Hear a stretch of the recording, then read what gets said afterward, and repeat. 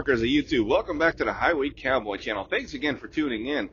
And today I'm covering a subject that is quote unquote the big debate in trucking when it comes to getting a truck for yourself, a big truck, is whether you go old school or new school.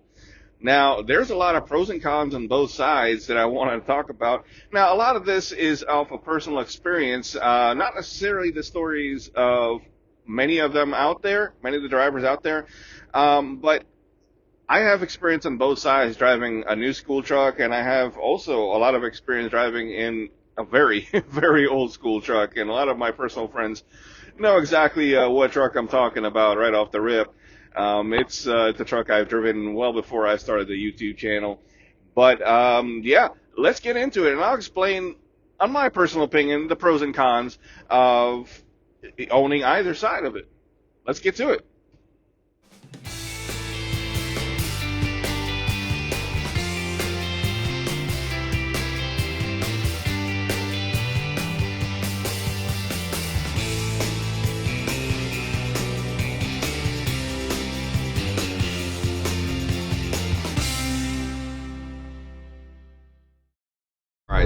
So let's go down memory lane here. Let's do story time with the Highway Cowboy.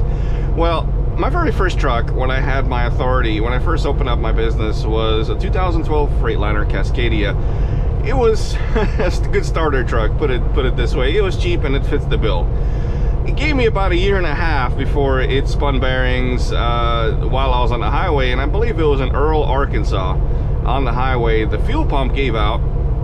Or got stuck. To this day, I truly don't know. But spun bearings, and basically that was the end of the engine. It was a money pit, the truck, to begin with. It was a lot of stuff to put into it. You know, that's why I kind of refrained from buying Freightliners. Again, this is my opinion. I'm sorry if this ruffles feathers, but you know, you get what you pay for.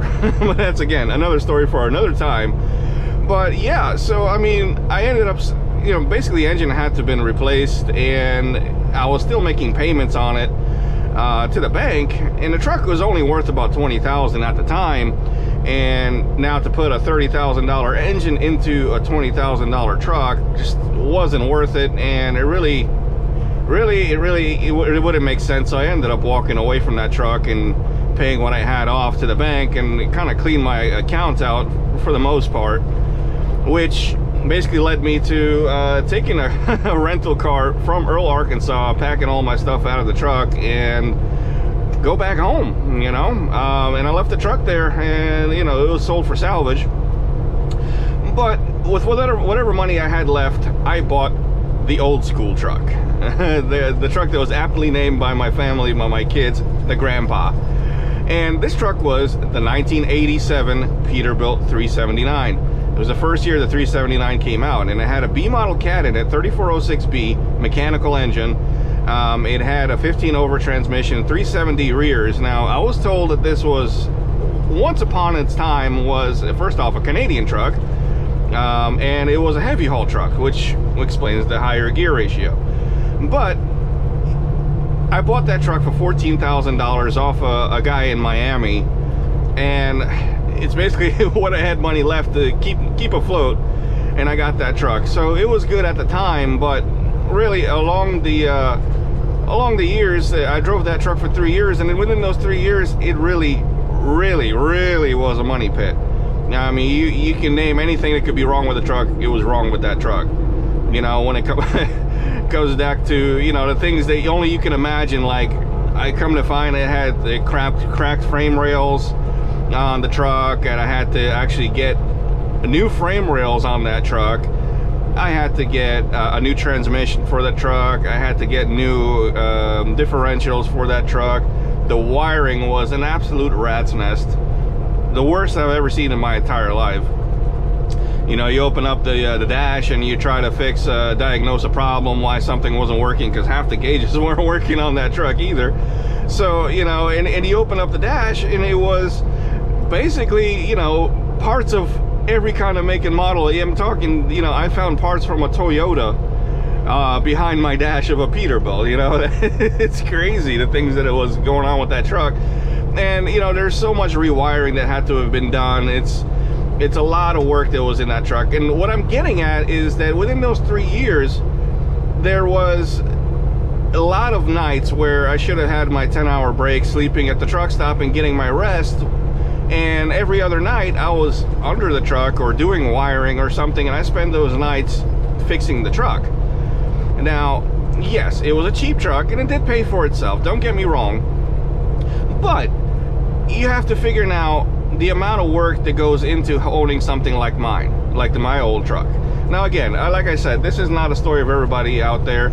It is a truck that I bought, and in hindsight probably was a mistake, but it is what it was. It gave me a few good years. It gave me 3 good years of driving every day, and I've taken up that truck up to the Rockies. I've taken it to Salt Lake City, Utah. I've been everywhere with it. And the one thing good that it had with it was the engine. Now, it was rebuilt. That's pretty much, I think, the cost of the truck. I guess the guy was assuming that I was going to take that truck just for the engine, really. Oh, little did he know. I drove that truck for the next 3 years, basically everywhere and anywhere, hauling pretty much anything. It was a battle. It really was a battle. I mean, it started off with tires that basically looked like racing slicks. That's how bad they were. So tires had to go. That was an investment. And then you had, all the electrical, that was an investment. The lights, the headlights, everything needs to be replaced. Gauges that didn't work or stopped working for whatever reason had to be replaced. Sensors and things like that. Now, there weren't a lot of sensors on there. It's a very old truck, very simple truck. But there are a few, and the few that were there, pretty much all had to be replaced. Not to mention that day when I was going to Salt Lake City one day, the truck at the time, go figure, it's from Miami, didn't have any heat in it. And come to find, there weren't even hoses run from the water pump to the water heater, the condenser coil. Not the condenser coil, what do you call it? You know what I'm talking about. So there weren't even hoses, and that was a whole diagnosis issue. Well, why? It's always the guessing game with trucks and getting to somebody else's rat's nest. Is that, the things that were done previous to you, why were they done? I was always assuming that, there was a leak in the heater. That's probably why the guy cut the lines off and wasn't there. But no, it was actually the water pump valves that were actually glued shut, because that's what was leaking. So I had to get that replaced. Long story short, I'm getting off on a tangent here, but the truck, it was a lot of work.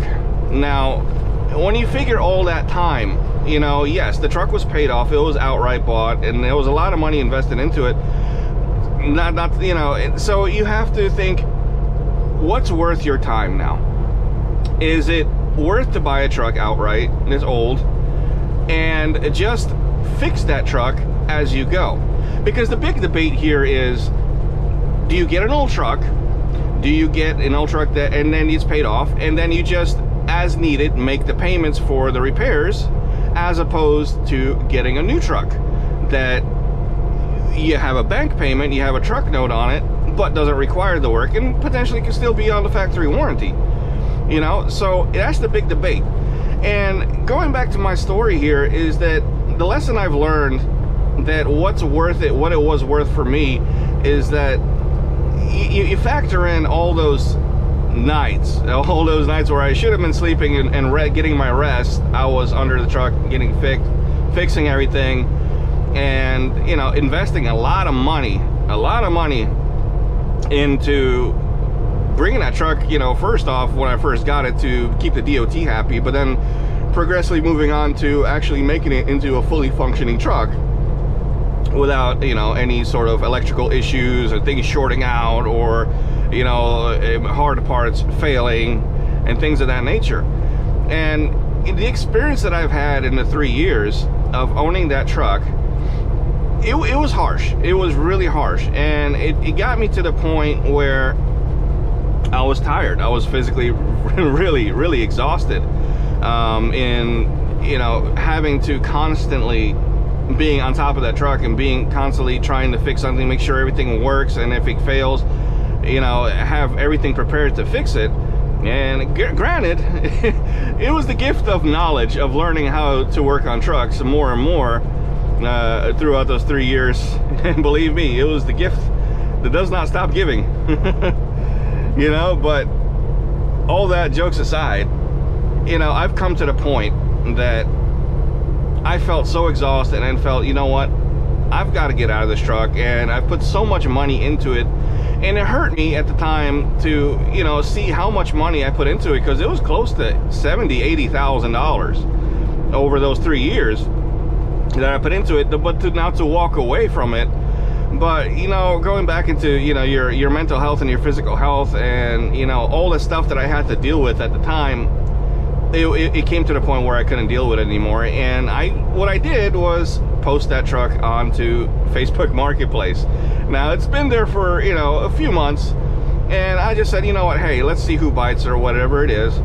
And I ended up selling that truck to a guy in Louisiana. He called me up one day, and he said, hey, I see you got this truck for sale. I mean, you know, if it is what you say it is. And I told him, you know, this truck drives every day on the road, you know, so it's fully functional. It's ugly, as you've seen in the pictures. It's ugly. It looks like it, you know, drove through a war zone in Baghdad. But mechanically speaking, you know, when I left it, it was 100%. It really was. It just needed a lot of TLC to the bodywork, the interior, and things like that. So anyway, I drove up to Louisiana. I showed the guy the truck. He drove it, and he liked it, and he, you know, decided to pay out on it. And so that's what I did. He bought the truck. I got the money in the bank account, and literally that same day I hopped on a plane to Ohio to buy this truck. You know, so I already had my eyes set on this one once I knew that this guy might be serious on buying this truck. So I put a deposit on this one, and as soon as he bought it, I was out plane hopping all the way to Ohio. So, and this is my 2016 Peterbilt 389 that had an engine rebuild. Actually, no, not a rebuild, excuse me. It actually had a crate motor put into it, a brand new engine, for reasons to this day I really don't know, but it is what it is, and I can't complain. So as you can see, the truck has 846,000 miles on it, but if my math is correct, it's about 300,000 miles right now on that new engine, which, you know, and we're talking in, you know, big truck diesel world, that's still a baby, you know. So in comparison to my old grandpa truck, the 379, this is just a peach. This truck, I mean, yes, I've got a truck payment on it every month, but it's nowhere near the amount of money I spent in maintenance on that old truck, the 379. And the peace of mind knowing that the equipment that you drive is sound, you know, and there's no problems, you know, with the electrical. There's no problems with Toyota parts in the dash. There's no problems with you know, various things failing, like frame rails. I mean, who would have thought, right? You know, so here's my 2 cents on this, is that there is no comparison to having a newer truck. Yes, you make a monthly payment, but the price you get, you know, what you get with that monthly payment is a truck that is fully functional. It doesn't have issues, assuming that you did your research when you bought your truck, and you bought something that is really, really in good shape. You know, it's been well maintained, and you have the maintenance records behind it. Like I did, I pulled up the records, and I even called the previous owner, you know, for a lot of the paperwork. So they gave me a nice big stack of maintenance records from the, you know, the ownership they had since they brought it from the factory. So, you know, here's the, you know, my 2 cents on this debate is that there is no comparison. You know, that I can relax, I can have that peace of mind, I can, you know that I'll park my truck at night, and I don't have to worry about getting under and fixing it or things like that as often. Let's just say this: a truck is a machine, and it will fail at some point. Things will fail, but it's nowhere near the amount of having an older truck. So, you know, but again, you know, this is my personal story and my personal experience with having an old truck. Maybe my truck was a little too old to be put on the road, but, you know, it is what it was at the time. You know, is dealing through those financial hardships, and is what I could afford at the time to keep afloat and still keep my business running. But, you know, when you get into an older truck, you know, it could be a good thing. It definitely, there's their benefits, their added benefits, where you have, you know, a pre-emissions motor. Maybe it's a pre-Elog electronic logbook motor that, you know, it has its benefits. It really does, and it has great pulling power. Don't get me wrong, I love my Caterpillar engines, I really do. This one doesn't have it, but I sure miss that about my old grandpa truck. But you know, the trade-off is here, you know, better fuel economy, less headache, and you know, more comfort. And you know, coming from the truck that I've went through, looking the way it looks, maybe I'm OCD about it, but you know, it's getting into your truck, you want to feel comfortable. You don't want to, you know, look at a rundown, you know, beater, so to speak, and drive that every day. That it was a rough ride. It really was. You know, it didn't have the sleeper airbags. You know, it was on rubber bushing, so it's an old truck. It really was an old truck. So my personal take is on this is that I feel that it's much more worth it to invest into a newer truck that, you know, is been properly maintained. It won't give you that problems. Yes, you have to keep it, you know, maintenance up and all that stuff, but that goes with any truck. But you don't have the headache that comes with older trucks that are nearing it should be, you know, already in a museum in a graveyard somewhere. But that's my 2 cents on that. So my takeaway to this big debate is this, is that yes, older trucks may be on the cheaper side when it comes to the financial aspect of it, but you have to keep in mind that an older truck already is got a few years on it, and just like anything mechanical, you know, it's got a life expectancy, and it might be cutting it pretty close to things that needed to be changed. So, long story short, you might end up basically paying the same amount, if not more. In like my case, I did pay more than what would come out to be a monthly truck note. So now it really becomes the aspect of really you're making a monthly payment, so to speak, you know, but it's on maintenance rather to the bank. But it comes down to the amount of work that goes into it, the amount of headache, the amount of stress and anxiety that comes into it because things that fail while you're on the road or you've got a load on your back, you know, things like that. You know, it's the difference is this: when you get into a newer truck, it's more mechanically sound, more mechanically take care of, but you have a monthly payment. Me personally, I would prefer to make that monthly payment, know that this is how much I pay a month, this is what I can expect, there's no surprises, but you have a truck that doesn't have those issues, you know, and the comfort level is much better. Let's be honest, the newer trucks are more comfortable.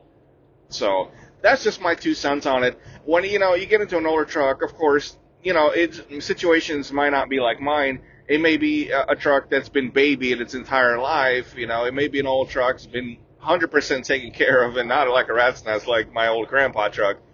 But, you know, it's still, you know, age does its thing to basically anything, you know, to us as people and to mechanical objects, machinery, you name it, it happens. So it's just one of those things. It's a trade-off, you know, whether debate. So me personally, I would just prefer to make a monthly payment because it's not something that's a surprise. It doesn't come to you and it doesn't put you stuck on the side of the road way too many times.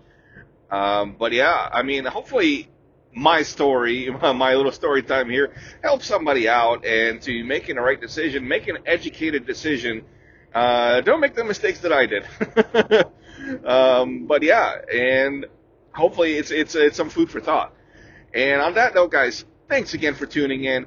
Please like and subscribe. It definitely helps the channel. It lets me know that you guys are actually interested in my rants here and my meandering thoughts. So, but yeah, thanks again for tuning in. And stay safe, everybody. Stay frosty. I'll catch you on the next one.